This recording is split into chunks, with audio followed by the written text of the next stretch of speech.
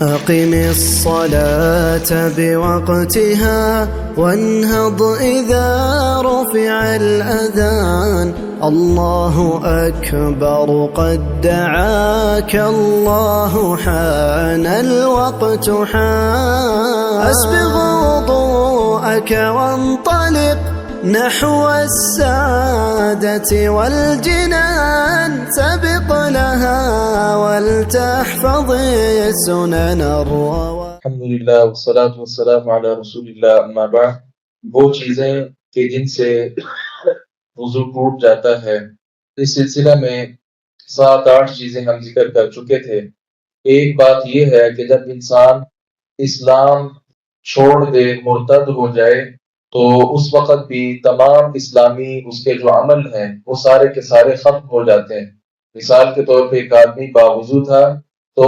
وہ دائرہ اسلام سے خارج ہو گیا، اس نے اسلام چھوڑ دیا. پھر کسی نے سمجھایا کہ نہیں، اسلام ہی اصل دین ہے، تو دوبارہ اس نے اسلام قبول کر لیا. اب اسی وضو کے ساتھ آگے نماز نہیں وہ پڑھ سکے گا، کیونکہ اسلام سے ارتداد کے ساتھ اس کے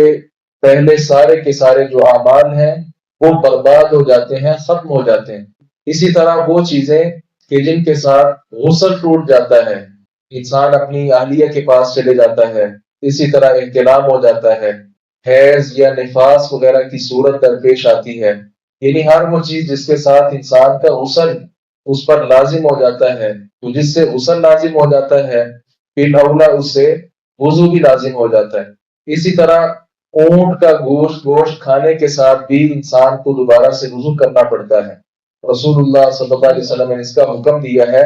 کہ جو آدمی اونٹ کا گوشت کھائے تو وہ دوبارہ وضو کرے. اب اس کی حکمت کیا ہے یہ تو اللہ تعالیٰ بہتر جانتے ہیں، لیکن اونٹ کا گوشت کھا کر بھی انسان اس وضو کے ساتھ نماز نہیں پڑھ سکتا،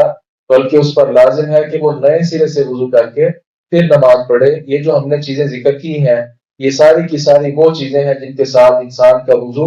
ٹوٹ جاتا ہے، اور دوبارہ وضو کرنا نماز کے لیے وہ لازم ٹھہرتا ہے. اللہ تعالیٰ سے دعا ہے ہماری طرح حق بات کو سمجھنے، اس پر عمل پیرا ہونے کی توفیق